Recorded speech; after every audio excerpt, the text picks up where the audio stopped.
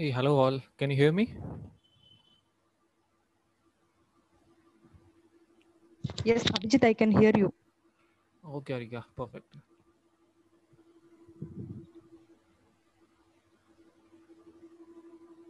Hello, this is Vani here.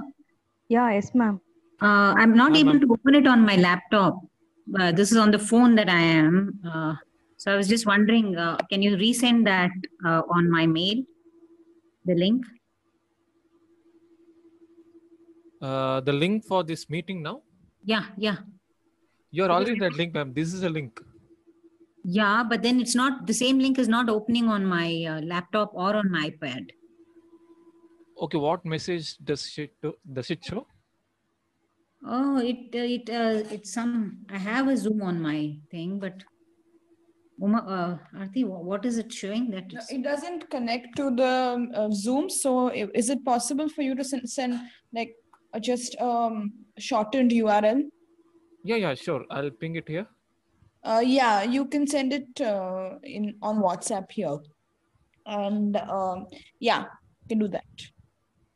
Okay. Okay, I wanted on this. Yeah, I wanted on this. We have a Zoom on this. Because I think this Ma'am, yeah. I'm sending this Yeah. the link ID.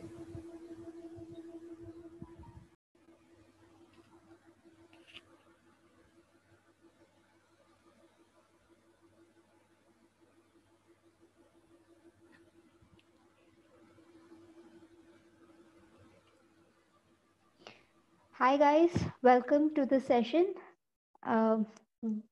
6 o'clock, we are waiting for a few more people to join. So we'll start in about 3 to 4 minutes.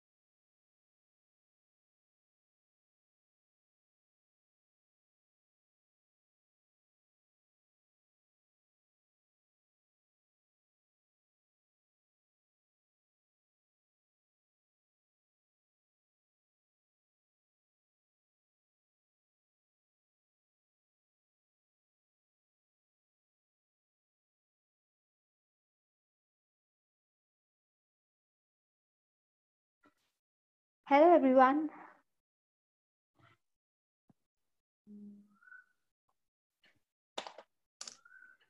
Good evening everyone. Welcome all to the session. So before I start, a few guidelines. Please make sure that you all are in mute and all your questions will be answered. So please put that in the chat box. Yeah. So, okay, I take this opportunity to introduce Bhumi.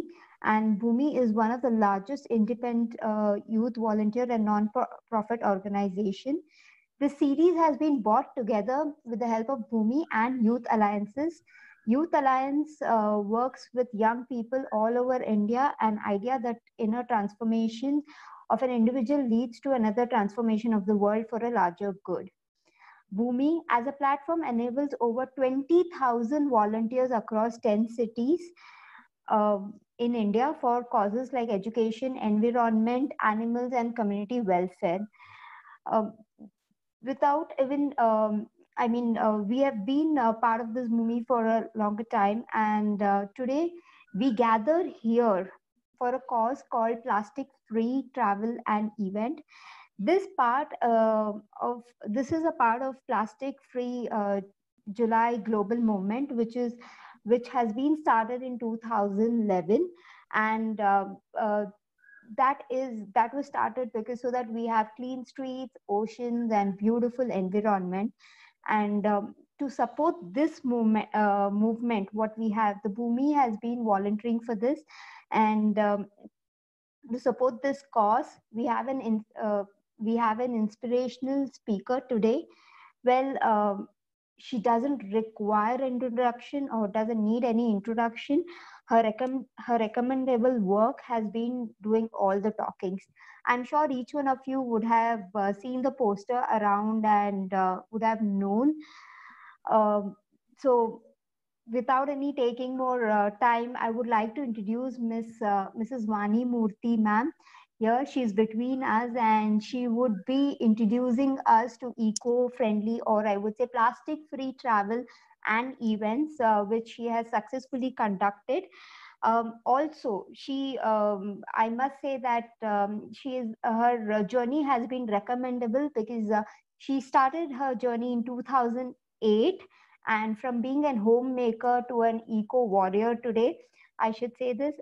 She's a founder of Janagraha and also been co-founder of Solid Waste Management Roundtable. And she loves, and I must say she loves her terrace because she has created a mini garden there.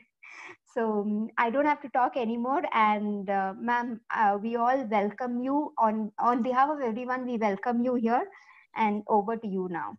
Thank you so much. I have nothing to do with Janagraha, so that's one correction that I would like to do. Definitely, I'm one of the founder members of Solid Waste Management Roundtable, and thank you so much for the nice introduction. And hello, everyone. Good evening. Very nice to have young people, trying to do a lot of things, because the future is you, and we really need you to be as motivated as possible. And for me, I'm going to be 60 next year. And this past 10 years has been the most wonderful journey I could have ever been on, because it connected me to nature. It connected me to all things that are important. And I'm able to, feel that joy of staying in this space in a sustained way. So before I even jump into why we should, reduce waste, all of us have to understand the fact what trash is all about, and what really happens, because my journey started at the landfill. When I visited 10 years back with my team, some of my teammates, we went and saw the landfill.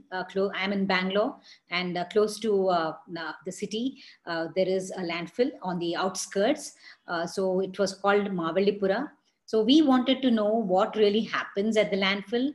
And, they said it is a facility, it processes our waste. But then what we saw there was exactly opposite for what we expected. So generally a landfill is a scientific one where, it is taken care of. The waste that reaches there is taken care of, and it's built for a capacity. But a city like Bangalore generates more than 5,000 tons per day, and it just gets dumped. No facility can take care of, processing it, because the humongous amount of waste that gets, into these facilities. So they just dump it. It is like mountains of garbage, compacted every time, a few lorry loads go and dump it, they compact it. And the next day again, few lorries go and dump. So just imagine it grows like a mountain, and it stinks, and there are villages around. So this is the scenario that, you see this, as soon as you reach, there are villages around, they're all growing, food crops. They're growing some vegetables, which usually is grown in the outskirts of any city, the vegetables for the city. And when we reached there, we learned what kind of pollution it happens. So most of the waste that we discharge is organic waste. That is waste that comes out of our kitchen, things that we have eaten, all biodegradable waste. And that is 60% of the waste that we throw away. So imagine 60% of the entire waste is breaking down at the landfill in an anaerobic way, because when you compact anything, there is no oxygen going in. So the breakdown process is an anaerobic process. So when anaerobic, digestion happens, there is methane that comes out. And you all know methane is deadly. It is like 20-25 times worse than carbon dioxide. And that's air pollution, And then the second thing is that a dark liquid, it is a very toxic liquid that runs off these landfills. It's almost like a river it runs. If it is not contained, it enters the groundwater, and also it percolates into the soil around. So the soil that grows the food, that's coming here also gets contaminated, and the groundwater also. So the three things that are so valuable for us to live on this planet, the air, the water, and the soil to grow our food, or all the three get contaminated here. And there are villages, the people there, they are so burdened by these landfills, because there is dog menace, there are flies, there are all kinds of diseases that come, skin diseases they have, the air is polluted, the water is so bad, because when they have a bore well, if they pump, there's a black liquid that's coming out instead of fresh water. So you can see what waste does to the environment and to the people who didn't ask for it. It just gets dumped on their backyard. So what we couldn't take care in our own backyards is dumped into somebody else's backyard, and that's so criminal, right? So when we visited that and we came back, we took a resolve that we'll do everything possible, to make sure that people are sensitized about the landfill. They understand that landfilling of garbage is not the solution, because the problem is humongous, and the solution lies with each and every citizen, right? We are the ones who are generators. If I generate waste, it is my responsibility. So we started the campaign with the hashtag, my waste is my responsibility. In Kannada, we say, Nanna Kasa, Nanna Javabdari. It's my responsibility. So this is how we rolled out many campaigns. So the first one being 2 bin 1 bag, that through the court, we had a PIL through the court. It got mandated for the city of Bangalore that at the source of generation, we need to, manage the garbage by segregating, 3-way color-coded segregation. And so this was the first campaign that we rolled out. But then even before you manage the waste, the biggest, solving factor for any management of trash is to reduce the amount of trash.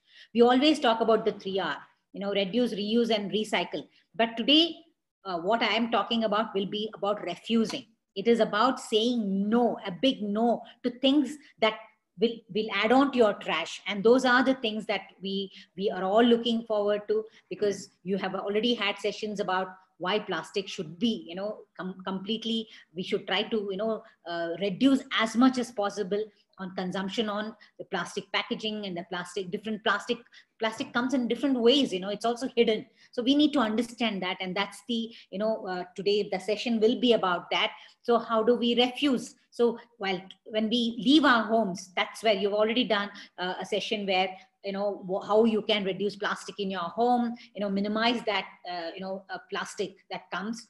But when you leave your home, what are the things that you need to look out to? Or how do you prepare yourself to say no to anything that is single-use disposable? I would call even a paper cup as something that has plastic. I will show you how, because everything that is single-use has some component of plastic. It could be a sanitary pad. A sanitary pad is a disposable one. It is a single-use, and that has 90% plastic in it. So plastic comes in everything. So let us look at the overall picture of what are the things that we can reduce, refuse, and these are all the single-use disposable. That is one-time use and throw. It's become like a culture because it's so convenient. Why do people use one-time, use and throw stuff? Because it's very convenient for them. They don't have to wash. They don't have to store up. They can just buy and dispose it off. And that's the one which is adding on to the issue of trash itself. That's the problem. So starting off, when you leave your home, we go out for shopping probably, and then you will be given a plastic cover. So you prepare yourself to say no to a plastic bag, a carry bag, by carrying your own cloth bag, either something stitched at home, or you can buy some fancy jute bags, or whatever it is, a cloth bag in your bag, in your scooter, in your car, wherever, in your laptop bag, wherever if there is a small bag, a paper, a cloth bag, it helps to say no to a plastic cover. So that's number one. And today, with plastic covers being banned, people give you, a bag. They call it a cloth bag, but this is a non-woven polypropylene, bag. This is again, most of it is plastic. If you burn this polypropylene bag, PP bag they call it, it'll burn like plastic. So this is again non-recyclable. You should avoid this. So if people, usually they say in Bangalore, this is batte bag. Batte bag means it is a cloth bag. But then, no, people don't understand this is a cloth bag. They think it's a cloth bag, but we know for sure this is not. So avoid this by carrying your own. So the first step is, avoid that plastic. The second thing is, we're looking at, if suppose you need to drink water when you go out, or when you go to a wedding, they'll give you bottled water. You go to conferences, you go to meeting, there is a bottled water in front of everybody who sits down for lunch or when you're having a meeting. So best is to carry your own bottle in a steel, and you can refill it wherever you want. There will be water stations in many places. Even you're traveling, in hotels, in restaurants, in airports, in railway stations, you will have a refill. You can refill it, and this is something that must go into your bag so that you can refuse. So in a wedding, you can just say, or you've gone to a reception or a function, and they're giving these bottles, you can just say no to it and feel very good about it because you have your own bottled water. So that's the second thing. Then when we go out, we also have, sometimes we go to a party or, some kind of function, or, we have a meeting and they give you something in something like this. This is a paper at the back, but in the front, this is plastic coated with metal. So the things that make this sound is bad plastic, which cannot be recycled. And this is again, something that we should avoid. So carrying your own plate, like in my bag, there will always be a plate, which I would pull out, even if I have to, I don't feel bad about or feel shy to pull it out when I know that I can't accept this, but I will get them to put the food directly into my plate. So that's another thing that you can avoid. When you go to restaurants, make sure, they give you only in reusable plates and cups and other things. And then if suppose they're giving you a welcome drink, or there is a chai or coffee in paper cups, they say we are not using plastic, we are using eco-friendly, and this is biodegradable, this is paper cup. But unfortunately, the paper cup is a lie, right? Because first of all, there is a wax that is coated, which will hold the water. The paper would become very, soft when you put hot liquid. There's a wax that holds it. And secondly, in between two layers of paper, there is a polythene. So this is the paper cup that I had put it in my compost, and you can see the paper has dissolved. The paper is biodegradable, it has dissolved. But what is left is this little bit of plastic. So this is very important for us to understand, that we say no to these paper cups. In case you have a watchman, or you have a driver who's out there at the gate, and he drinks tea or coffee several times a day, just gift him this. Tell him to use a reusable, so that it doesn't harm him. And also this becomes bad because you can't recycle. It's a multi-layer. There are two materials in this. There's a plastic, a polythene, and also there is paper. So this is non-recyclable again. So best is to get them to drink their own. I always carry a steel tumbler, so that wherever I go, if I have to drink juice, or if I have to do any kind of coffee, tea, it's this glass that I I would. It's like now more than 6 years probably that I have been doing this. Okay. We also go out and, we like to drink a tender coconut. It's very sunny and, it's hot and you want tender coconut water, and the guy just puts the plastic straw in it and you drink, and we just don't think. We are thirsty and we want to immediately have. Sometimes you go to a juice shop or you go to a bar, the cocktail, and they just put a plastic straw into it. So you make sure that you tell him before he drops it into your drink, into your tender coconut or into your juice, that I don't want plastic straw. Many a times I've told him, if you bring a plastic straw in my juice, I'll not take that juice. And you'll have to pay for it. So he's very careful, because I would have told that, and he doesn't put that into my drink. And even the paper straw, they said, okay, plastic is banned and it's not good. Let's use paper straw. At home, we don't drink anything with straws. We don't use straws at home. So why at all use? Because this paper is again single use. There is energy that is used to make this paper. You cut down trees to make the pulp, and the pulp is made into paper, and then it's rolled. So there's so much of energy, and then it's transported, and then you're using it once and you're throwing it. Does it really make any sense? This is what we need to think. Does this make sense? So it's so much easier to refuse them. Or if you really need a straw, carry a steel straw. It has a nice brush that can clean it even round the bend. So you can use the steel straw so that, on your part, you have avoided that, straw completely. And wherever you go, there are, people give tissues. People use a lot of tissues for everything. As a habit, I always carry. This is a repurposed curtain, lovely soft cloth, curtain material.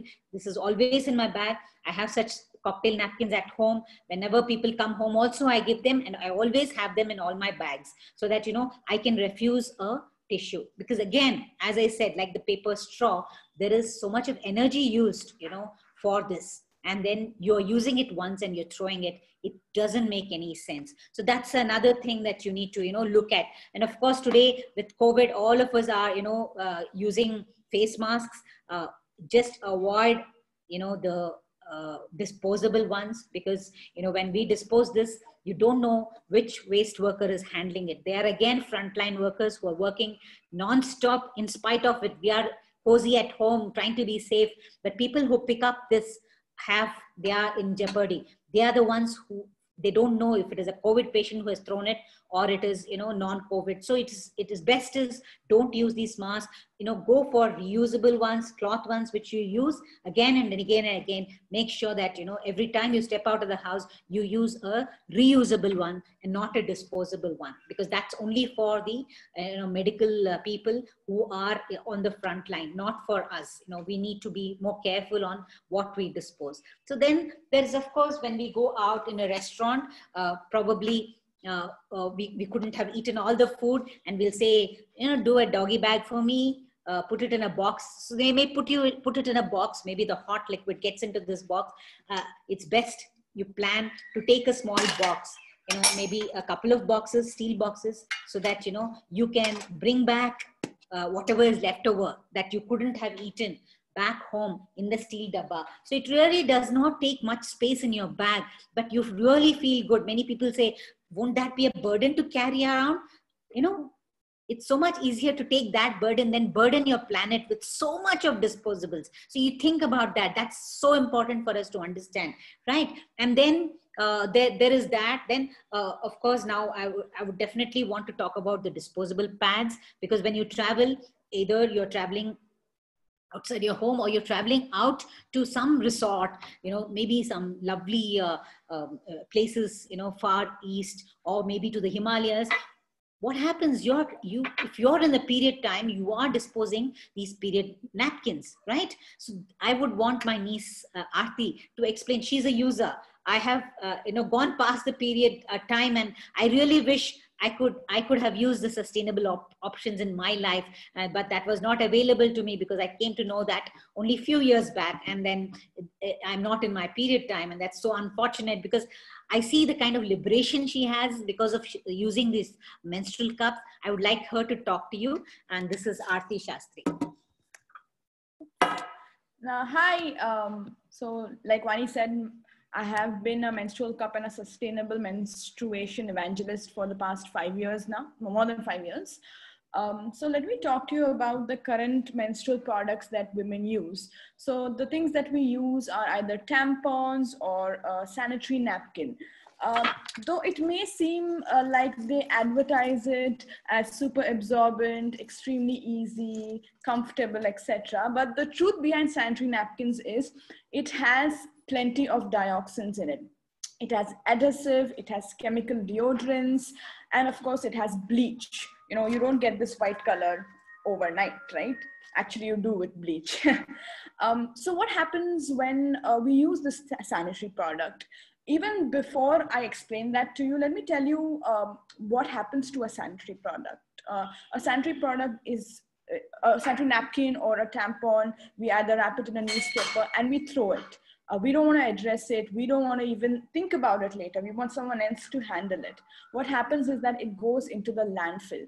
So today, India is a relatively, you know, it's a very relatively conservative country in terms of using sanitary products compared to the West. But today, India produces sanitary waste, which is equivalent to the weight of 1,000 elephants. So 9,000 tons of waste is just sanitary waste, and that gets mixed with other waste, and it causes all kinds of problems today.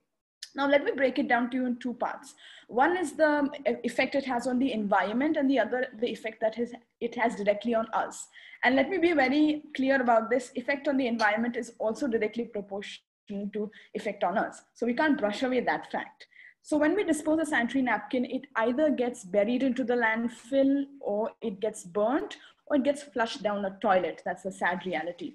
If it gets flushed down a toilet, there's some waste worker that has to clean it, remove it, and deal with it.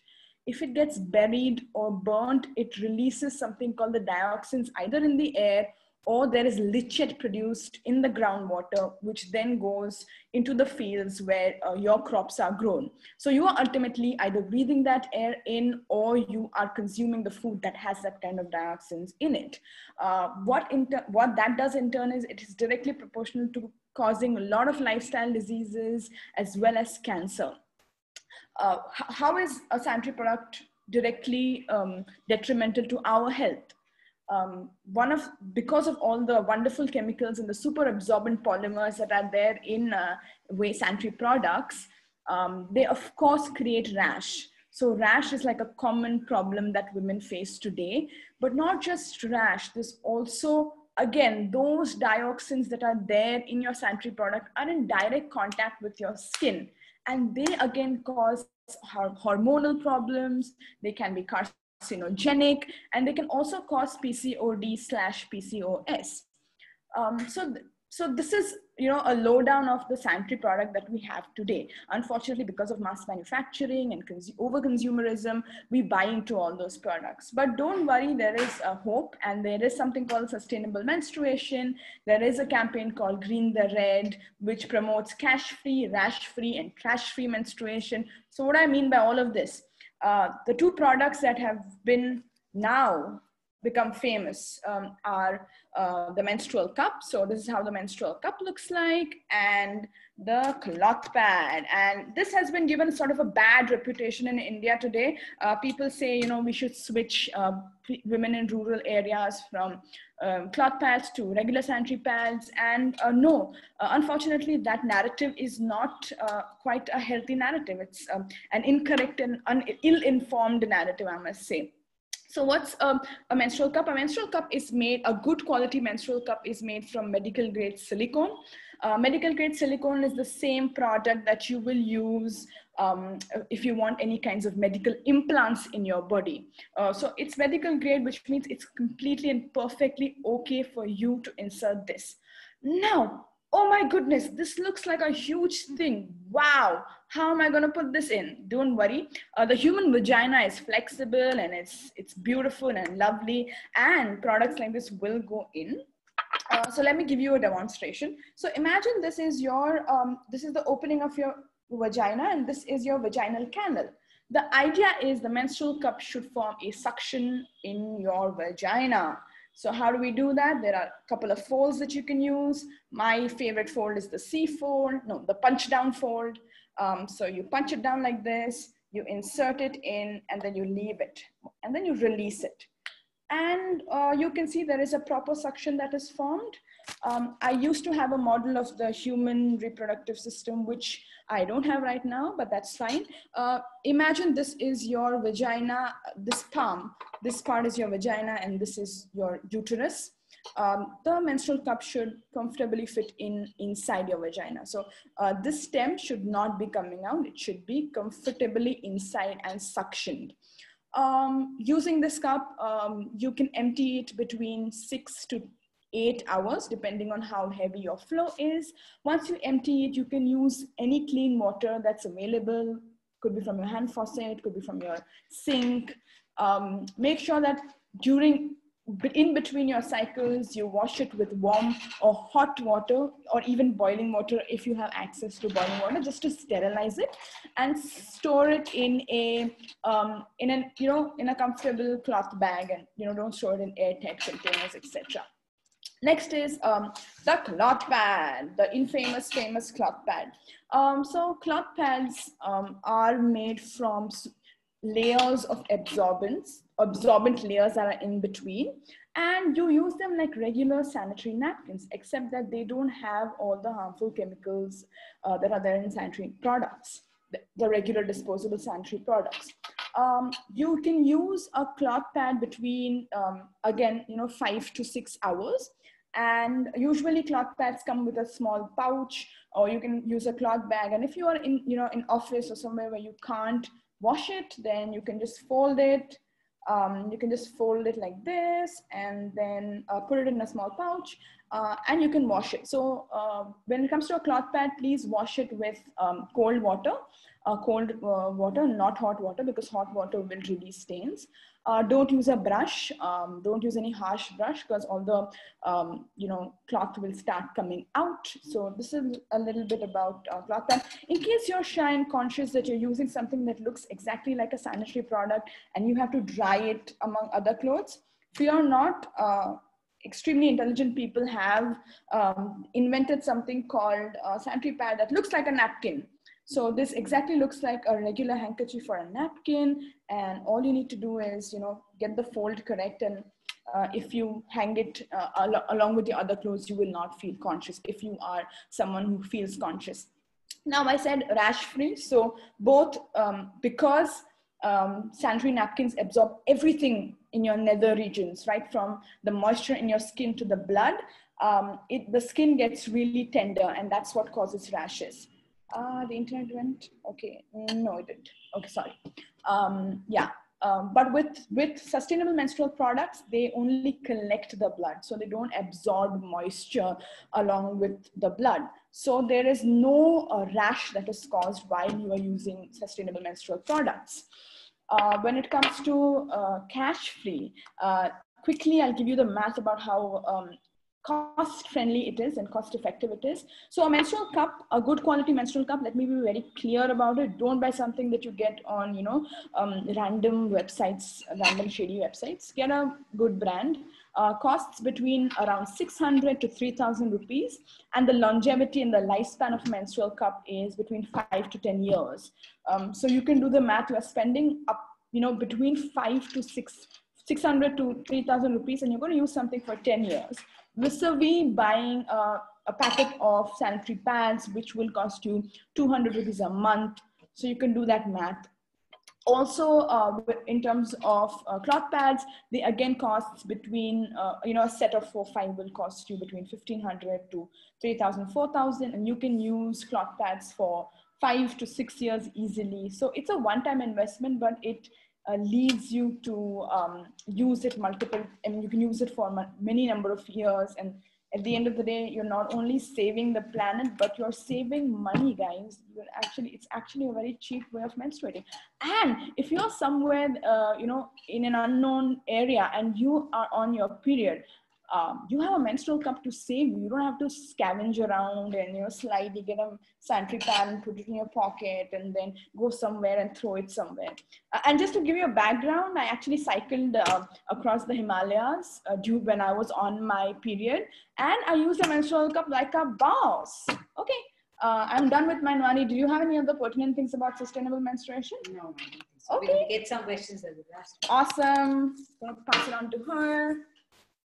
Thank you, Aarti, and that's my my tech support. And if you're growing old and you don't understand what happens with all these, we need people like her around. And also, she's an amazing improv artist. So she's always very dramatic when she talks. So yeah, so you all know what she's been talking about, and this is so important because we have a campaign called Green the Red that's like pushing everybody into this sustainable menstruals or sustainable hygiene is what they call it. And even diapers, children's diapers, you know, best is not to use them. Same, whatever she's told about cash free, trash free, and rash free is there for even babies. You know, babies are so tender, and constantly using these disposable diapers have the same effect. You know, they have, it doesn't breathe, it's all plastic, and, you know, it's not good for them. So going back to days when we used to have, you know, diapers for children, which are made of cloth and soft cloth, old cloth, you know, dhoti and old saris, they would make it. The child is so happy in that. So that's another thing that, you know, we can always look at. So, coming back to travel, I mean, the last part that I would like to talk to you all about is when we go and check ourselves out into a hotel, there are a few things that we can look at. Firstly, you know, when you go into a hotel, you'll have these shampoo bottles and, you know, sachets or whatever, you know, creams and all that. Best is carry your own in your, you know, reusable bottle, and then say no to them. Don't use them. The water bottle will be there. Just refuse to use the packaged bottled water. Ask the kitchen to send you filter water. You know, it's as safe as anything, because you don't know if the bottled water is good for you or not. A filter water coming directly, you know, that'll be a good way to, you know, change. And also, I make sure that if I'm staying for 2 or 3 days, I don't ask them to change my sheets. You know, I make sure, because, you know, it's unnecessary. You know, we at least 10 days we sleep in our home on the same sheet. So why at all change the sheet every time, you know, the housekeeping comes? So I make sure that, you know, they don't change. And I also carry a couple of clothes clips, wooden clothes clips, so that, you know, I can dry my own towel. I don't use a towel used there. I dry it out and, you know, bring it home and wash it in a one cycle. So you're trying to save energy by, you know, minimizing that also. Yes, you have paid for the hotel, but you have to look at the environment and how much we can save on our part and not just waste the, you know, resources available. So that's one thing. And when I'm traveling by train or by flight, you know, you get a lot of disposables when you order for a meal. So I definitely plan to carry my own. So there are some pictures Abhijit can show that I have a kit where I carry my, you know, food. It could be a roti or some snacks, so that I don't have to accept that, you know, accept the flight, because so many disposables come in the flight. And I mean, your meal comes with so many disposables. So I say no to them.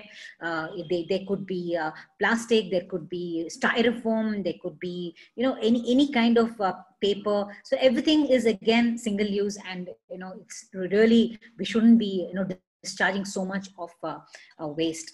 So that's about the travel part. We'll take questions later. Now I'll come to the events part. How can we have events that are, you know, zero waste? How do we plan? Yeah. Sorry for interruption. Should I show those photos now? Yeah, you can. You run through the photos. I'll just explain Sure. as you're Okay. showing.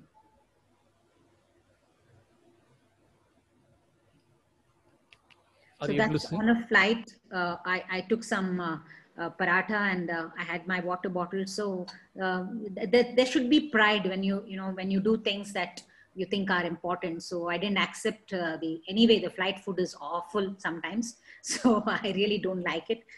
So in a way, it keeps me also happy that I eat food from home. Yeah.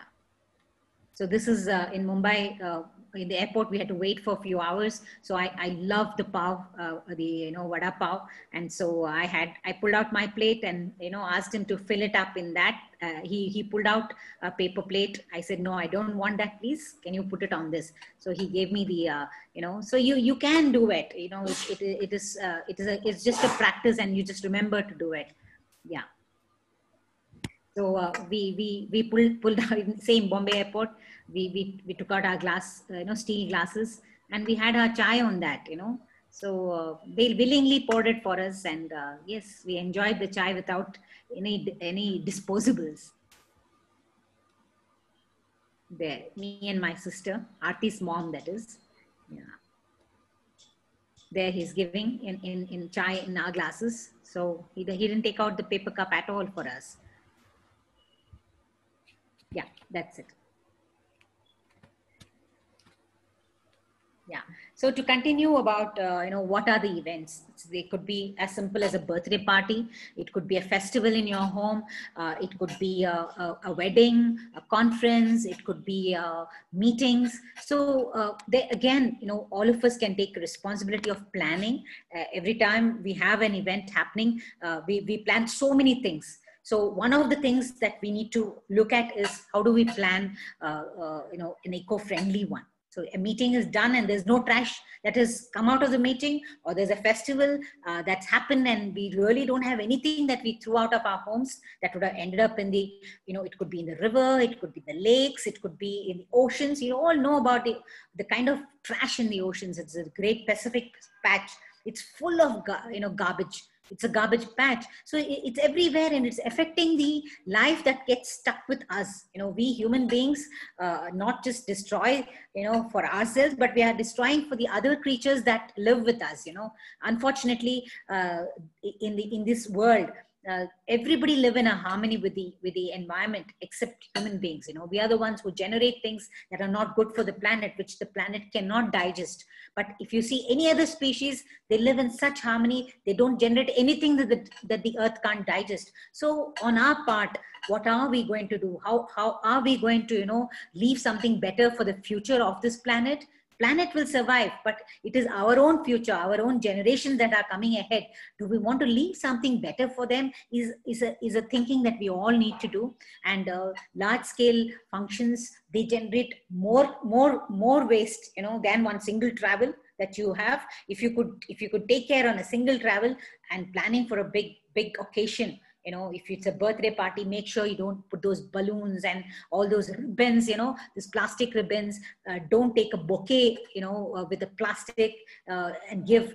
And don't wrap your gifts, if you go to a birthday party, or if you're going for some kind of, want to go and congratulate someone, these plastic ones, these colorful ones, if it is Valentine's Day, you want to put a red one, and it's a boy, it's a blue one. So it's like, these are things that can't be recycled. It is plastic with a metal coating, and we can completely avoid and say, let's give it in a paper bag.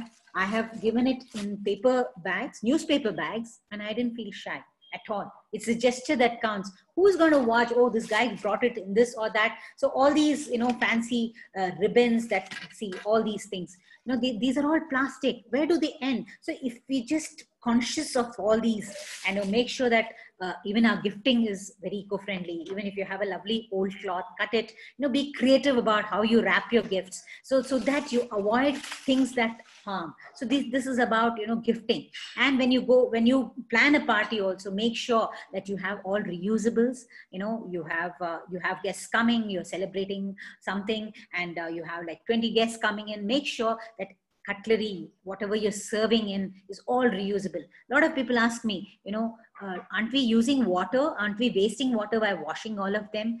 That's, it's another debate altogether, because to make a paper plate or a paper cup or a bottle, how much of water is being used to make it, the product itself. So we are throwing that product out. So there are enough statistics if you go online to find out how much of energy is used to make these single-use disposables.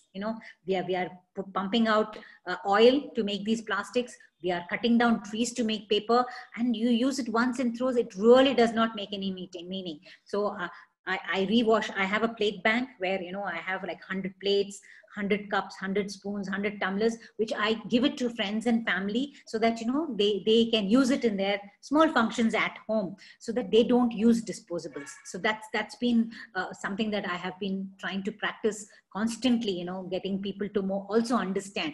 And I also use bioenzymes to clean them so that, you know, I'm not using any chemicals. And when you clean with bioenzymes or natural cleaners, you don't really waste water. It washes much quicker than when you use chemicals. The chemical doesn't go off the plate till you put enough water. So these are small things that we can, you know, have a shift. So even for festivals, if it's Ganesh festival, make sure it is an eco-friendly, you know, the clay Ganesha, not the, the one which is made with whatever, that it's so much of plastic in it, the paint in it, all that which are harmful for the environment, and minimize the kind of decorations, put lovely flowers, but as little as possible. And after the function, make sure that you compost all the, you know, flowers and leftover leaves of the banana leaves or whatever is it, you make sure you compost so that very little goes out and becomes a burden on the outside, you know, outside our home. It becomes a burden. It's a burden on the municipality to pick up all the waste, and it's a burden on the landfill or wherever it ends, wherever it lands. So this, you can, look at small things like that. And also like in weddings, I just celebrated, I have sent a video, my son's 1 year since he is married, and we had a celebration in Bangalore, and it was completely and eco-friendly. I have made a video on how we, you know, planned. So that's important for people to understand what are the things that you need to keep in mind when you plan a big event like that. You know, you plan for a caterer, you plan for the purohit, you plan for guest list, so many things we put in place at the same time. So when I tell the purohit, I want minimum flowers, I don't want anything in plastic, I give him all the jute bags and the cloth bags to bring all his flowers and all the, you know, puja, whatever puja stuff is there, I had given it to him so that, you know, he doesn't accept a plastic cover in the market. He brings it in the bags that I have given him so that he also understands what I'm trying to say. And then, you know, the caterer was told that no disposable should be used. We use only, steel glass. In Bangalore, we have Adamya Chetna, which is like they have a steel bank, a plate bank, where you can go and borrow with no cost. Just give them a deposit, and then you can bring back 10,000 guests, 5,000 guests, 2,000 guests. You have enough plates, cups, spoons, you know, tumblers, coffee tumblers, everything is available in that bank. It is Anant Kumar's wife who runs this steel bank, Tejaswini, and it's amazing to have this facility in Bangalore where a lot of people borrow it for their weddings so that, you know, they have it eco-friendly. So we are not generating there. And also the tables on which you lay the banana leaves, you know, if many put plastic, you know, they put a plastic or a paper, a roll is rolled out, that also you can avoid. If you keep the tables clean, you know, I made sure that I spray bioenzymes and clean it well. I had these staff helping me to clean it well, and we put the banana leaf directly on that table, and people ate. Nobody complained. None of them found it offensive to eat. You know, it used to be, now it's fanciful to get that paper roll. How much of paper has gone into it? You know, you're wasting good resource. So on your part, if you make that change, it is so much better. And then we also used... Sorry, Tanvi, should I share the photos? We'll do it last. Yeah, okay. I'll just finish off this. Then we'll just go through the photos as soon as I finish. I'm just coming to that. We then bottled water. We didn't serve bottled water. So if it's a conference or it's a meeting, just make sure that there is good filter water. In fact, many a times in conferences they have this. They throw a challenge: bring your own bottle. We'll have water stations. Bring your own bottles. You know, so that BYOB, bring it, and then you refill it. So your whole day conference. So it's like a lot of people get, or they gift them with, you know, reusable bottles, you know, steel bottles, so that, you know, they get into the habit of carrying it everywhere they go. So that's one more thing. And another thing that we do in south of India, we give coconut for people when they come home. And today it's very fancy bags that they make this. You know, these are tambulam bags, we call it. And these are non-recyclable. Like I showed you the white bag, they are made of polypropylene non-woven material. And this is not good for the planet. This is non-recyclable, and it is almost most of it is plastic. So if we could avoid this, because many people don't realize this is a non-recyclable one, which is not good. And they just use it. Instead of that, there are cloth bags that you can use for your tambulam.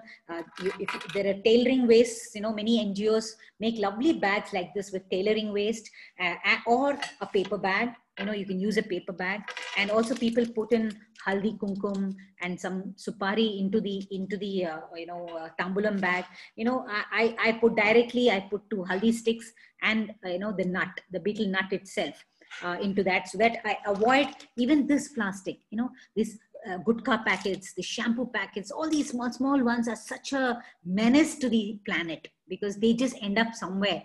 Nobody's going to recycle it. It's such a horrible plastic that it can't be recycled also. So these are the things that we need to keep in mind, where we take charge of how we are reducing the amount of trash that's going out from our from the source that we are generating now. And this is and also in conferences, or when you have some kind of functions where dignitaries are there, you give them all a bouquet, then you put shawls around them, they give them a memento.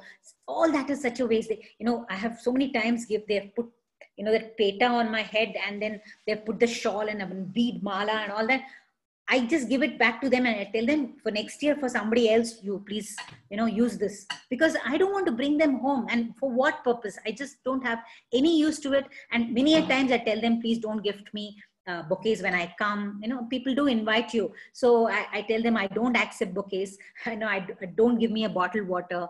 And please don't give me these mementos, which are absolutely no use. So if you could make that, give something useful, like give a bottled water. Like Admir Chetna, when they call people over, they give the steel bottle, for them. That's a lovely dish, so with few fruits and a steel, bottle, so that people can use it. So we should start thinking in ways which we are doing something useful, and not something that's just wasted. Because even bouquets, I have seen down my road, there is an MP who stays there, and every day outside his home, on the around a tree, there'll be bouquets, fresh flowers, bouquets. People just go and gift him, and it's thrown out.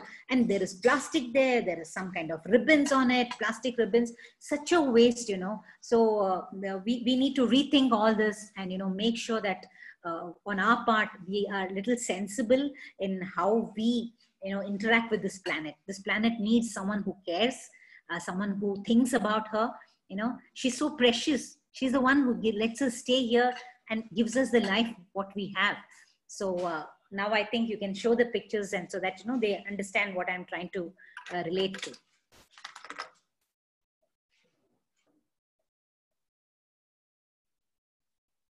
Yeah, that's the tambulam bag with the coconut and 2 betel nuts and 2 betel leaves. As simple as that. So even for festivals, you can. So we had an e-invite. We didn't, have any card. We didn't print any card. No paper waste was there. So we also, requested people on the invite not to bring bouquets. And it was so wonderful that we didn't get one bouquet. We had around 400 guests, not one bouquet, because they definitely, they understood what we were trying to say. So we had cloth napkins. This I got an NGO stitched. So, it's there still. I still lend it out to people, and then, wash it once in one load in my machine, and it's ready for the next use. I put some bioenzymes and some soap nut liquid into it, and then it's fresh and clean for the next batch. So we also, lend it out to friends who who don't want to use tissues. Yeah. This is when I go out for weddings. You can see in front row there are paper cups, and there are styrofoam cups. I would just take the kheer or the payasam in my own cup. That's my husband's yele, and this is my yele. The banana leaf, and that's how how important it is for me to make sure that I pull out my stuff and not use things that because I'm prepared. See, the preparation is important, that you're going somewhere, that this is what is going to happen there. So you prepare yourself so that, you're not caught, unaware. So yes, there's next to me, there's bottled water, that little bottle. Most people don't even drink the whole thing. It's such a cheap plastic. In fact, water in that, if it is stored in very bad conditions, it can actually leach. The chemicals that make that bottle, bottle, the petroleum that is used to make that plastic bottle has chemicals which can leach into that if it is not stored properly and if it is kept for long. So it's really harmful for us, and you use it and you throw it, it's harmful for the planet too. So this is my steel cutlery that I lend out people. I have a large plate, a small plate, a large water tumbler, a small coffee tumbler, a cup and a spoon. That's all you need when you have a lunch or a dinner. And it is so easy to clean and, store it away and use it again and again and again. So single-use disposable versus something that again and again, you're saving on money, you're saving trash from being, deposited somewhere on this planet. And you're saving your lakes, you're saving your rivers, you're saving your oceans, you're saving the drains from getting clogged because things get into the drain also. So that's my kit. So I always tell people, you never go out of the house without your house keys, your car keys, your wallet, your sunglasses. When you can put all these into your bag, why not put the other things that I have there? The cup, the bag, the shopping bag, a fork and a spoon and a steel, straw and my bottle and that little, napkin that I use for instead of a tissue. So it's just a habit, and it's a wonderful habit. It's you can be very proud of yourself for doing this for your planet. I think planet deserves people who care for her, and you will really be acknowledged by the Mother Earth for the care that you show to her. So this is Adamya Chaitanya in Bangalore. If you're around and if you know that there are people who are having functions, please get in. I've sent the link also. That link can be given to you all. And they are absolutely zero waste kitchen. They provide meals for midday meals for children. It's an amazing space, 100% eco-friendly. And we borrowed our plates and tumblers from there for our guests. Yeah, after the wedding, the next thing that I like to talk about is, there'll be a lot of food waste. Banana leaves are left over. The things that were on the leaf after people ate, that was left over. And also there's good food left over. So I had engaged a body called Robin Hood Army. They are there, I think, all over India, in some of the cities. And they come and pick up good food. That is food that is like... that can be given to somebody. Suppose you have like 350 guests or 500 guests, and there was a lot of food left over. Maybe 50 people could have eaten that. They just bring their boxes and they take all the food and they give it to the needy. So I had engaged Robin Hood Army for the wedding, but fortunately or unfortunately, there was no food left over. There was staff within that campus, in that resort, that took away whatever left over. So they were on a standby in case we had leftover. But this lorry shows the remaining, waste. That came from the kitchen, from the vegetable peels, the fruit peels, and all the cooking, whatever waste came out, and what came out from the after eating, that went for composting. So I engaged Swachha.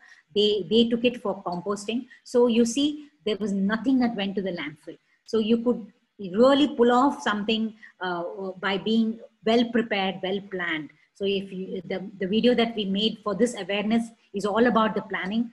So you please look at it, share it with all the people, who are, it need not be that they are going to have a function immediately, but it is forever, that what are the things that you can put in as a planning stage, right? From decorations, make minimal flowers so that little flowers are going out for composting, and a lot of colorful cloth can become a decoration. So you can be very creative about how you're going to minimize. Yeah, these were picked up from Adamya Chaitanya. So this, I also had engaged Hasiru Dala. They are a group of people who work in the space of waste. They were formerly waste pickers, but today they are in an organized sector called Hasiru Dala, and they understand waste very well, and they help us with segregation, making sure the plates are clean, wash everything, dry it. So they they look so neat. They come in a uniform, and they help me manage the entire waste. Right from keeping it segregated to making sure that everything is clean at the venue during the so we spend on so much. So paying them and getting their services has been a very additional excitement for me. And also we used only natural cleaners in the entire venue for 2 days, right from cleaning all the tables to the floor to even the hand wash. There was no chemicals, including the toilet scrub. Everything was non-chemical that we used. So that was another thing that I was very keen on, that we don't discharge any chemicals after we celebrate it. So celebration should be not just family and friends, it should be celebrating the planet also, this beautiful planet also.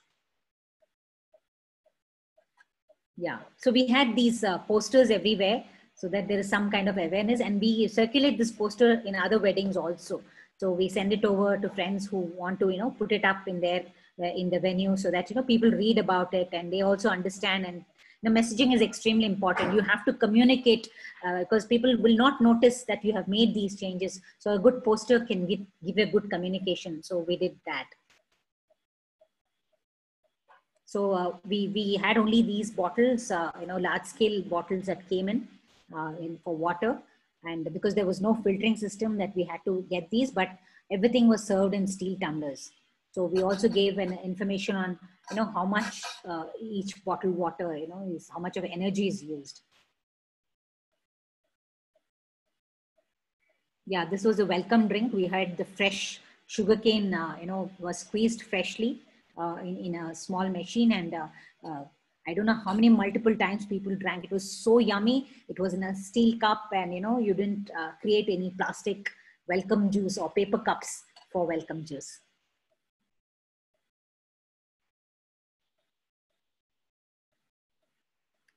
Yeah, at the end of it, there was, this is how a plate should be. You can see the table had no paper roll, and that's my plate. I clean sweep it. Most of the time, my husband says, you don't want to leave any waste, but don't eat that yele, that leaf.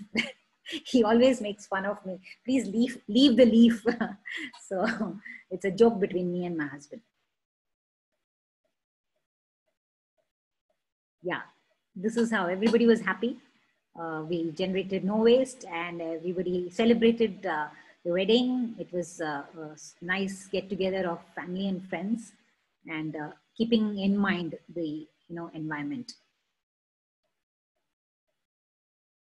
Yes. So even these decorations, this Abhijit has put this up. So this is very nice. So you make with some eco-friendly, banners and all that, instead of putting some kind of material that is, again, after the thing is over, you throw it. So I think this is cloth or something like that. So nice. Or wooden or something like that. Very nice. Ma'am, yes, ma'am. The question is, as part of Bhumi or Youth Alliance, we usually have a lot of things to celebrate, like cultural events, sports events, or volunteer conferences. So what other things do you suggest during those events that we can go plastic free? So this is part of an EcoChamps project where we use a paper, old paper, and we painted over it instead of a flex banner or even cloth banner for that sake. Right, cloth banners are, especially if you're going to reuse again and again, maybe the dates only have to change, every year. So you can just have that as one thing that you can keep sticking something on it. But you can have a general cloth banner for most of the events. And yeah, I mean, you can be as creative as you can. You need to recognize which is the one which is going to become trash after the event. So once you recognize that, you will see the alternative. That's all. The whole thing is about looking at the alternative. And I'm sure your young minds will think of a lot of things and do the best that you can. Yeah. Sure, ma'am. So what other things do you suggest apart from these things during these kinds of cultural events or conferences? Well, there is one slide that I sent where in the conferences, if you can make it as far as possible that you have not generated. See, you have to remember after the conference, what are the things that you need to deal with? You're done with your conference, you're done with people meeting together, but what is the things that will be left over? So go back. So how do we avoid that? So I think that's it. And there are some statistics that I sent. My friend is a gynecologist, Dr. Meenakshi. She's very well known, and they had a conference. Yeah. So they did not use any single use. See the cost, if suppose they had bought bottled water for the number of people, there were 7,500 200 ml bottles for that 3-day conference or something. So she's put the statistics, they would have spent around 72,000 rupees for that conference, the 2-day or 3-day conference, because they would have used water bottles, paper cups, plastic spoons, paper katoris, or the other katoris, styrofoam katoris, and garbage collection. You have to pay for it to be taken away. So you see the other slide, if they didn't use any of these. See, a 5-day, it's not even a 2-day, it's a 5-day gynecological conference attended by 300 plus delegates. Not a single disposable they used, and not even biodegradable. It was all reusable ones, which can be washed and used again and again. So the next slide will show you, how much they saved. Finally, they spent 18,000 because they borrowed the utensils, the dinner plates, the quarter plates. How much did it cost, per day? And then the spoons, bowls, coffee glasses, water glasses. That's it. So the expenditure came down so drastically. So the economy also indicates that this is better way. Not just the environment is not the indicator. Even as cost wise, you're cutting down. So there's only things you need to clean them and give them back from wherever you borrowed. So that's the only a little extra effort that you need to put. But then that's so important for us all to think. Yeah.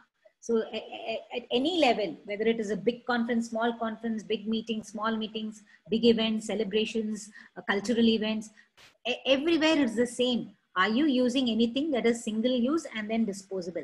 Are you using so many flowers that after the event is over, you remove all the flowers, you don't know what to do with that? So you can put some kind of colorful cloth, decorations so that it looks nice. The place looks very festive. At the same time, you're not generating that kind. Put few flowers here and there so that, you don't have to, after the function, what is left behind is the one you need to worry about. So once you start, imagining what could be, then you will cut down on what need not go there.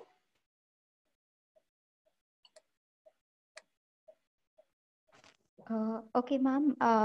Thank you so much for the insight. All of them have loved it. I can see, people are pouring their comments here. But we have a couple of questions. Can we take it up right now? No, absolutely. Absolutely. Yeah. So in fact, we have about 15 questions here. Yeah. So sure. Yeah. So to start with, okay. So they have asked how do you wash the plate and glass after use? It's a good idea but not for every event, especially a volunteering events. How can we don't see any water tap immediately? How do we wash or, utilize our plates and glasses after that? So if you carry your own? Yeah, if you're carrying your own. I carry my own, and I don't even waste my time trying to wipe. I usually have a larger, in fact, I should have brought my kit. It's in my bag. It's always in my bag, my kit. There is a cloth napkin, a larger one, which I have a safety pin. So I just fold it over the plate, pin it up, put it in my bag, and bring it home and wash it with other vessels. So I don't even worry. If it is tea that I have drank in my steel, if there is no water, no problem at all. In fact, many times I don't go searching for water. I just put it in my bag, come back home, immediately remove and wash it. So that has never been a problem to me. If you find place where you could wash, you can wash it. Otherwise, just have my plate is always wrapped with a napkin with a pin, so that it doesn't come off in my bag. So I just bring it back. Okay. Okay. So the next one is, are silicone-based dabbas eco-friendly? Which one? Are silicone dabbas eco-friendly? Silicone dabbas. They're very expensive, I heard. Yeah, silicone dabbas are very expensive. They are a little better than plastic, because silicone is used in many like Aarti was saying, right from you have any surgeries, the implants are all silicone, but they are very expensive. So I don't know for what you want to use it when you travel. Okay, that has not been mentioned. If you can afford to have it, fine. Okay, moving on to next. This is from Divyam. They say that don't know about sanitary pads, but I've heard that baby adult diapers have disposable method, wrapping it in a certain way and then throwing it in packets in the end. I recall my nanny used diapers being carried by the garbage collection guy separately. So could you Yes, please put some light on it? So when you talk about segregating garbage, it's a three-way segregation. One will be your wet waste, which is green bin, and one is a bag where you put all your recyclables, clean recyclables, and the third category is the reject waste. The reject waste will have your sanitary pads, your diapers, whatever it is. I mean, if you're still using adult diapers, yes, definitely you need to put it somewhere. So basically, you look at wrapping it in a newspaper and marking a red cross on it. That's what we do in Bangalore. We have a separate pickup for sanitary waste in some of the apartments because they pay for that extra sanitary waste. Because it costs a lot to have this, but then you cannot dispose it with other waste. It shouldn't be mixed, because people who are handling waste, they shouldn't get in contact with something that is contaminated, body contaminated. So it's, again, the onus is on you, how you wrap it and give it. So basically it is in the reject waste bin that it needs to go, and it should be a separate collection. It cannot go in the general waste. Okay, I hope that has been answered for you. Next, it comes from Hima Varsha. She says, could you please suggest reusable products to store vegetables and fruit in order to avoid spoiling them? Okay, I have these bags, which I've been using for quite some time. They're netted, netted bags, and they don't tear or anything. They're definitely not cloth. They are some kind of material. Plastic material, but it has been I've been using it for a very long time. So they are good enough. A lot of people also wrap it in cloth bags. They put it in cloth bags and they keep vegetables and fruit. Fruits can be kept in the open because you usually don't refrigerate fruits unless it's getting spoiled. But definitely vegetables, especially if you're buying vegetables for the week, you need to put it in the fridge. So yes, cloth bags are great. There are some good quality bags that you get. They're netted bags. I don't know what material it is, but they last for quite some time. Mine hasn't torn till now. I've been using it for many years now. So this is an interesting one. I think most of us face this. She says that Tanya says that she has a problem telling people to be eco-friendly. The moment I tell them, start being eco-friendly, they say only people who are privileged and allied group can be eco-friendly can use the eco-friendly products. So she's asking how to tell people. One thing is the choice is yours. When you have made a choice, it's your practice that you have to concentrate on.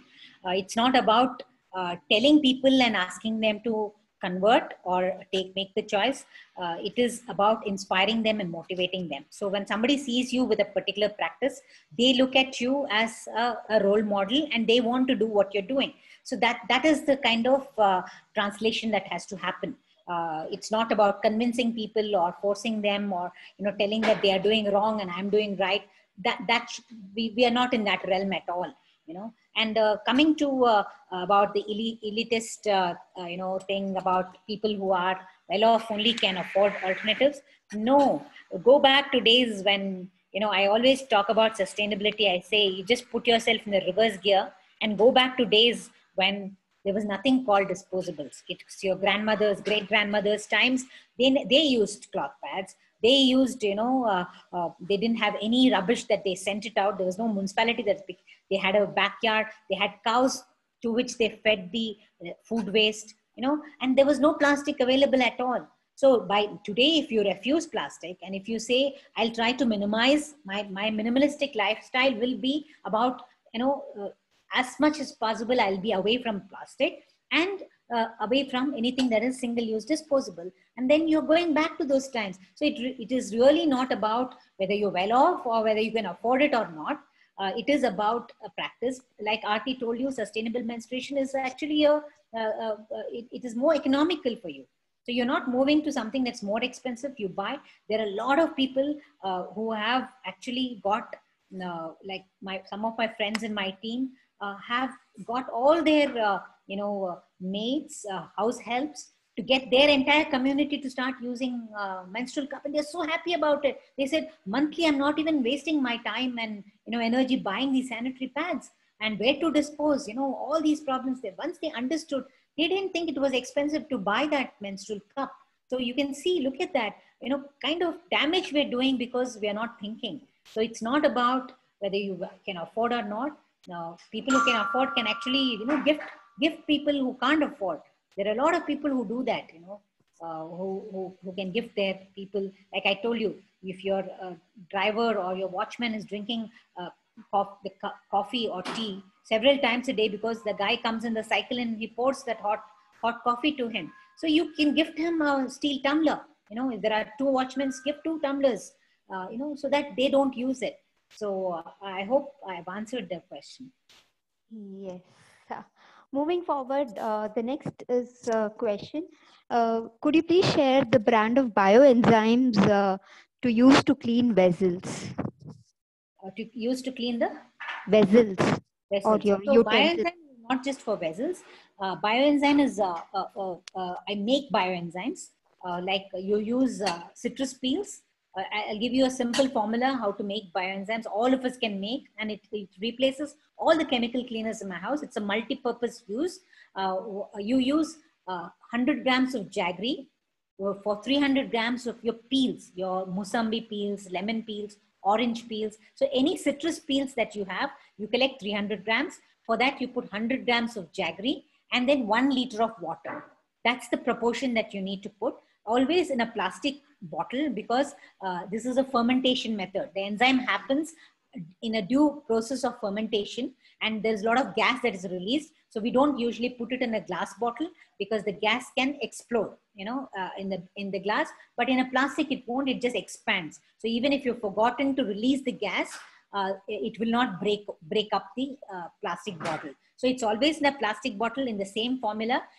And it takes 3 months for it to form the enzyme, right?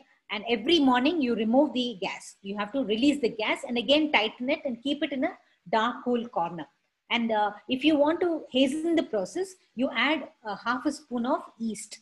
We get the baking yeast.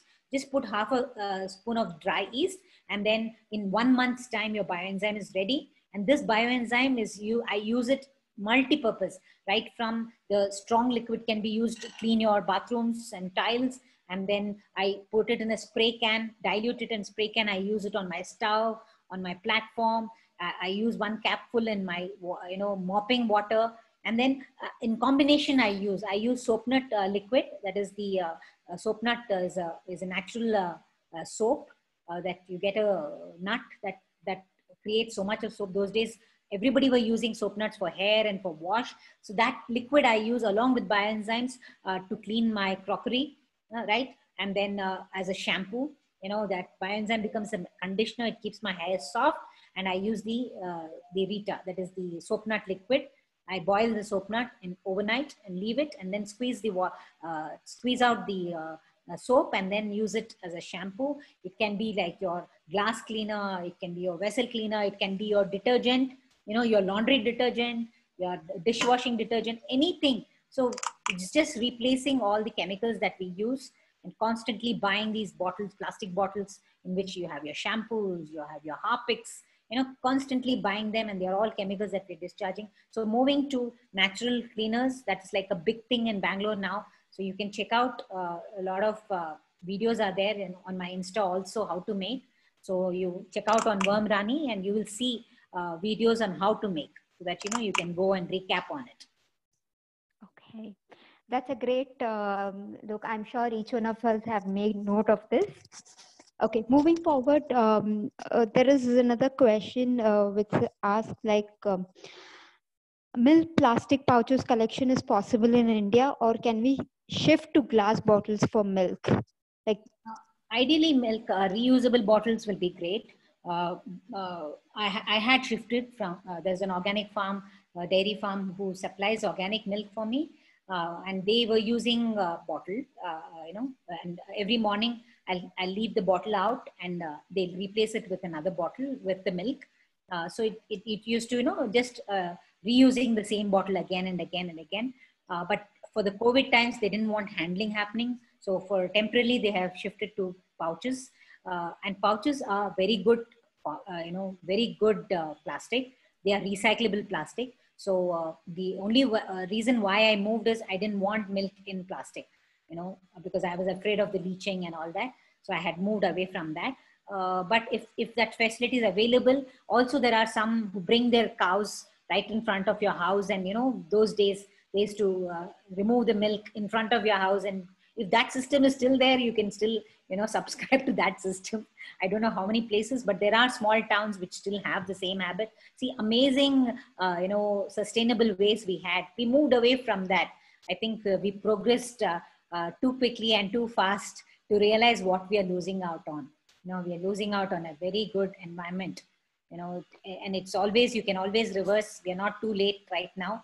So if youth like you, 74, 90 people of you are listening, if each of you make that shift and, say, on my part, I'm going to not just practice and also motivate, and, you can transform millions of people. Yeah, it's available. I'm a homemaker.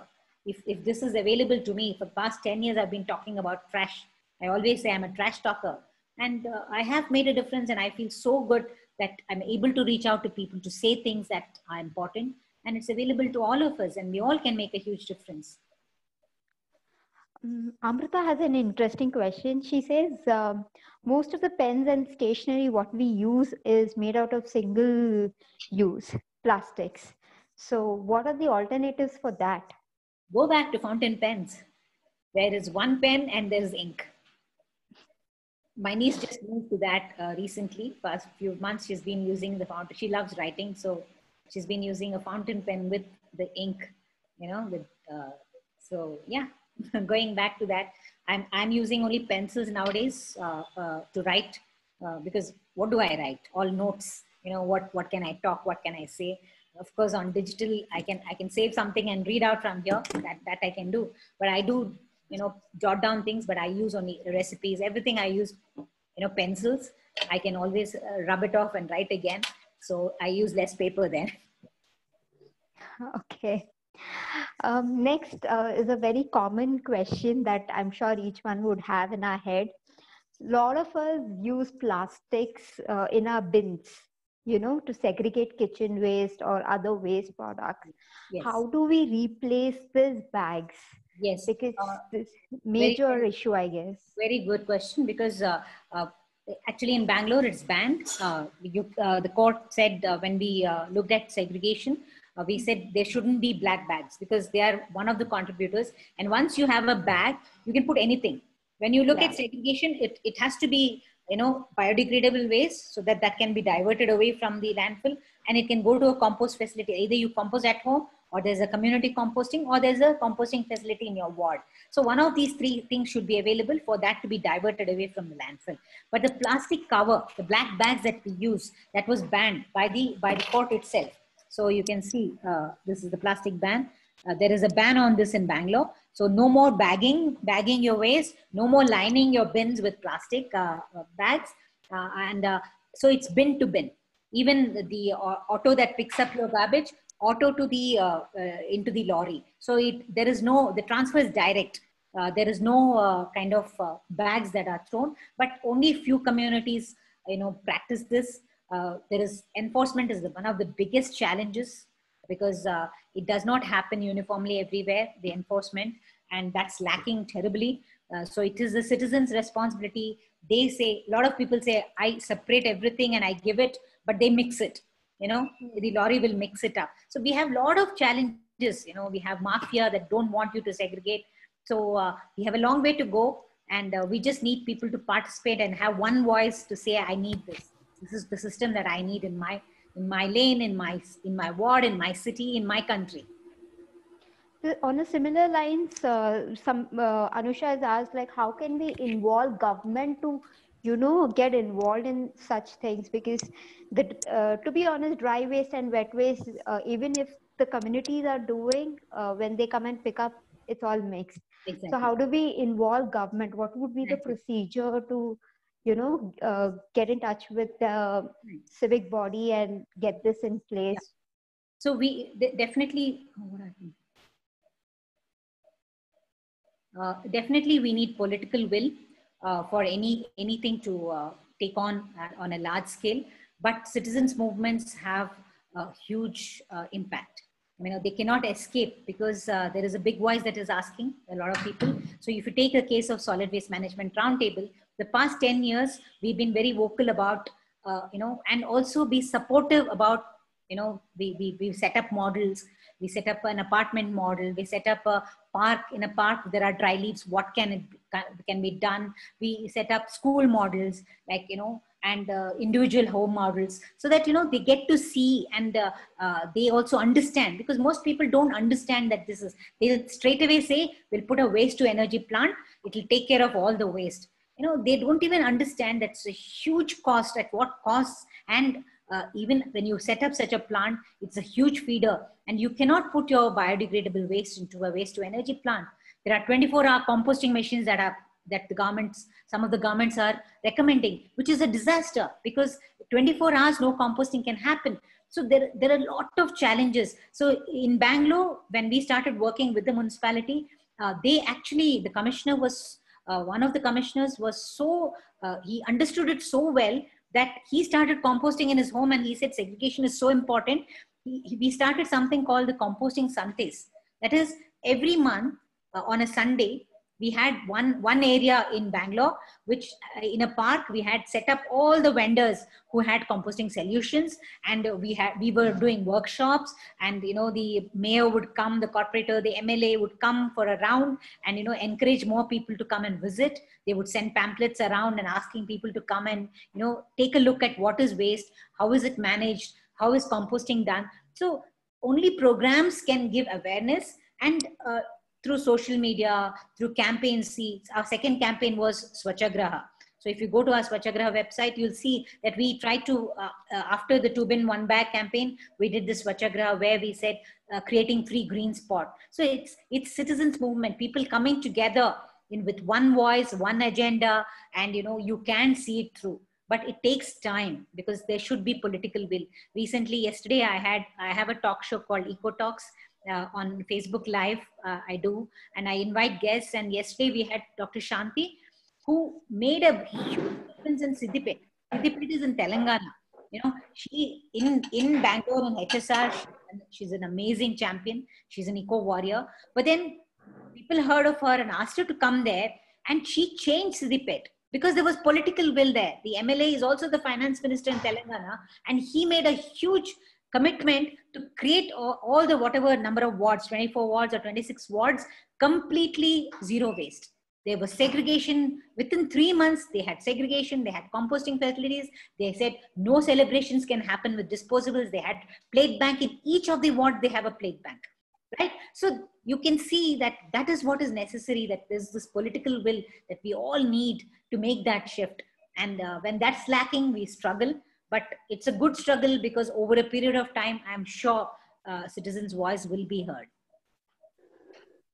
Great. I would like to take another 1 or 2 questions. So Yeah, so people say, they say that, you know, whatever we buy come in packets these days. Yeah, the plastic packaging. Yeah, plastic packaging. So how do we avoid that?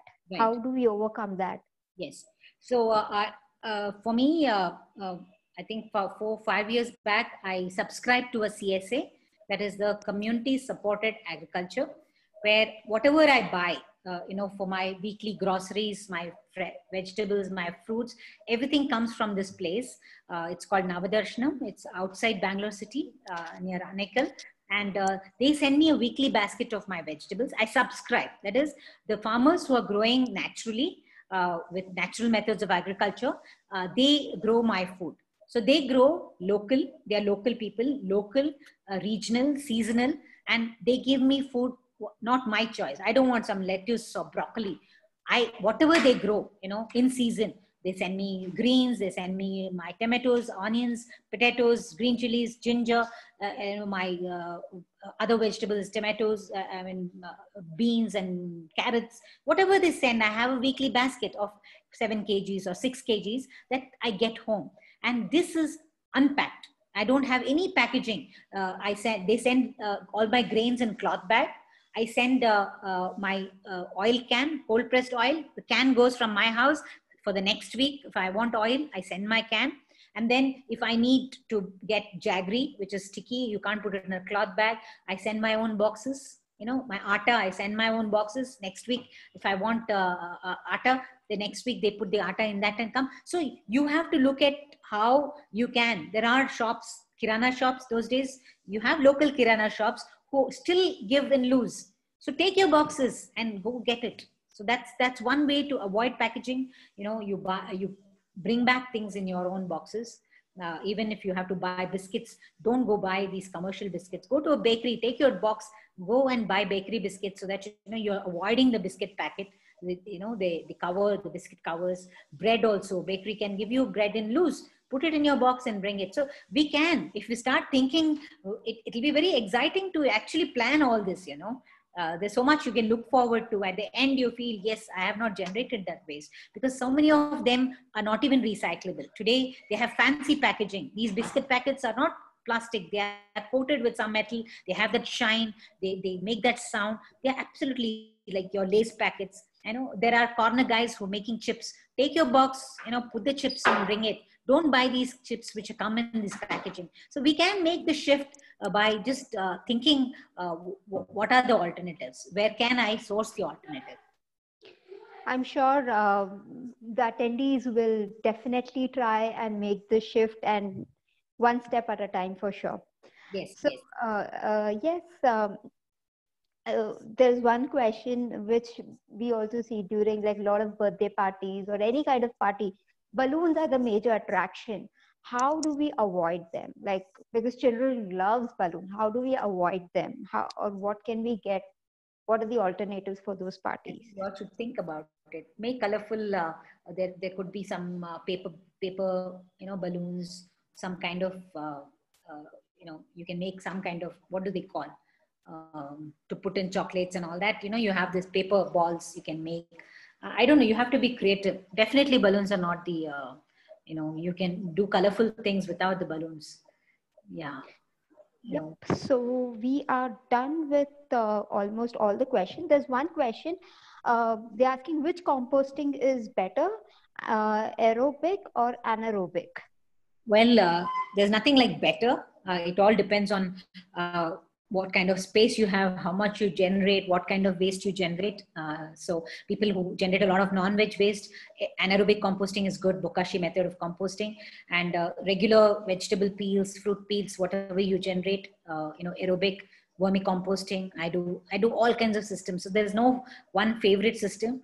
Everything, end result is you're not sending out waste, your kitchen waste, which is a valuable resource, and you're converting it into great soil to grow your food. So it's a double, you know, two ways. It is, it's not going out of your house and getting trapped in the landfill and creating this mess there. And you have held it back and you're converting it into something that makes the soil alive. And the soil, a living soil, is where you need to grow your food. So the safety in food is where where there are no chemicals, there are no the agricultural practices which pump in chemical fertilizers, put in so much of pesticides, herbicides. They are all poison to us on our plates, poison on the plate. So we need to constantly look at that also. What we put into our mouth should be safe for us, and it should have nutrition. And the nutrition cycle is maintained only when organic matter goes back into soil, which feeds the soil, and that soil feeds the plant, and then that plant feeds us. That's where the nutrients come. So when there is no organic, when you put so much of fertilizers, you're killing the life in the soil. And once the life in the soil is killed, where is the nutrition? It doesn't come from there. Yes, that's true. So we are done with questions, and yeah, a lot of them have been like a lot of them have thanked you in the session. Now over to Abhijit. One second, we have Shiva Priya. She's raising her hand. Yes, Shiva Priya. Hello, are you still there? Yeah. Who? Shiva Priya has been raising her hand. Okay. Shiva Priya, you can unmute and talk. Hi, can you hear me? Yes, we can hear you. Go ahead.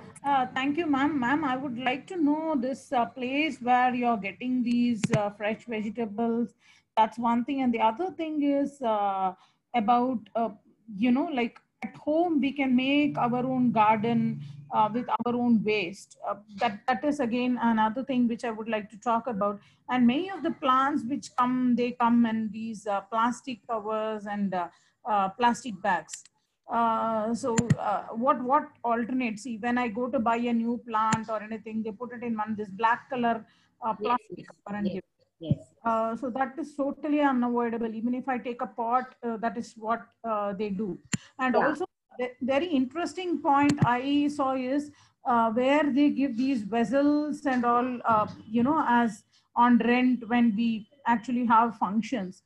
So if we could have that, it would be very useful. You have Namma Foundation. They have. Which one, ma'am? They have steel. In Chennai, they have Namma Foundation. They have steel cutlery. And CSA, you can look at farmers market. Find out if there are farmers market in your cities. And maybe through them, you can find out if they will supply, regularly to you. So I think as Amita was saying, we need to make changes very slowly, and definitely we need to be on that path of transformation. But it has to happen. You have to find out, because everything can't happen suddenly. My journey today, I grow my own vegetables as far as possible. I source all vegetables that are safe. Urbanite who never knew how to grow a single plant. Today, I call myself an urban farmer. So it takes that many time to understand, learn, internalize, and then put it into a practice for the rest of your life. So that's available for all of us. So go slow, look, find out, what kind of CSA, because even in Chennai, there are a lot of people who are selling good organic. When I say organic, I'm not talking about the, corporates. That's definitely, it is profit oriented. I don't buy anything from corporates. I like to encourage local farmers and who have good organic or natural ways of growing. So look up, I'm sure you'll find people. And in Chennai, there is Namma Foundation who have a steel bank. I'm sure they have steel bank. So, yeah. And also the black bags that you said, propagate seeds, buy seeds and start growing your own from the seeds. So that, you don't pick up plants which have, the black cover. Yeah. And also this bioenzyme, ma'am, what you said, like 300 grams of the citrus peels and 100 grams of jaggery powder, you need to mix them and in water, or how is it together? Mix them in water, ma'am? Down there. That citrus bottle. Yeah, you said something? Yeah, you have to mix them together, and you can add a bit of yeast for you to finish it fast. So it's like this. this is the bottle of citrus enzyme. So you can see all of them. It's ready actually. It's 1 month past now. So I'll remove the clear liquid. The clear liquid is the one that I'll be using as a bioenzyme. It's an enzyme. It cleans, it actually removes everything. A lot of people ask me, oh, you put jaggery, will not attract ants. The jaggery is gone because in the fermentation method, the microorganisms which are, are fermenting, they would have completely turned it into alcohol, and from alcohol, it has become into an enzyme. So you don't have to worry about jaggery being there. And this is one of the, it's very popular. People are like, everybody is feeling so good about making their own bioenzymes. There are film stars who have followed me and they've started doing and, posting about it. So it's like in within 7 weeks, I touched 10,000 viewers on, followers on Instagram. And today I touched 20,000. It is unbelievable that I'm talking simple things, and there are so many people who are following because they're sharing, and they think that it is important for them to also take this as a practice. So you can see that change will happen within you, and once you change, how you translate it is by the passion in which you do things. Right? You talk about it passionately. You talk about it. You don't have to convince. It's just a conviction, that belief that this is so important. That will translate into people mass turning. Everybody will change around you. You don't have to force anybody to change. Ma'am, do we need to add that, ma'am? Do I need to add? I need to add water to that. 1 liter water. 1 liter. If you're following me on Instagram, Worm Rani, WORM. There are IGTV videos about how to make. Just have a look at it. Thank you, Shivani. Now over to Abhijit. Abhijit. Yeah, Umita. Yeah. Okay, so we have a community. We have a WhatsApp group where you can have some discussions. So I'll just share my screen because there's some very serious things that we would like to share. So this is a place in Arctic Circle. So your plastics don't just end up in the landfills, you see. It goes thousands and thousands of kilometers. This is Arctic Circle. This Amazon forest. So these are quite, when you say plastic, it doesn't end up in the landfills near your cities. It goes beyond borders. So and with the COVID situation, we have a lot of mass being disposed as such, and it's harmful to other species too, and it's creating pollution unimaginable level to unimaginable level. So it's very important that we take care of this, and all our oceans are getting polluted. So it's not just one time investment in time, be it week. So it needs to be a lifetime resolution to switch away from plastics. So we have a community, a WhatsApp group where we can have discussions further. So if you want to take up the challenge, it's a free plastic free July challenge. You just can go to bhoomi.ngo/plastic free July, and once you submit it, you'll get the link to our WhatsApp group, and definitely we'll all be in touch and guide ourselves to go plastic free. So you can take up a 1 week, 2 weeks, July, or lifetime resolution to go plastic free. That's one important thing. You can bring in your family members. As an individual, you can do it as a community. So all after joining WhatsApp, you can reach out to us. The admins will help add other people as well. So once you have signed up for the challenge, you'll be part of a community where we can have mutual guidance in this aspect. Then apart from that, if you want to create more awareness about what you do, so you can take part in different competition and contests that we have said. We'll be sharing as part of Bhoomi handles. It can be upcycling contests from waste or anything. You can submit it. You can go to the link and click to participate. That's one thing. Then other thing is switch from plastic challenge. You can share in social media, Bhoomi, Twitter, or Instagram, Facebook, wherever you want. You can share it, and you can also see you'll have a community for that as well. And of course, memes play a big role in this generation.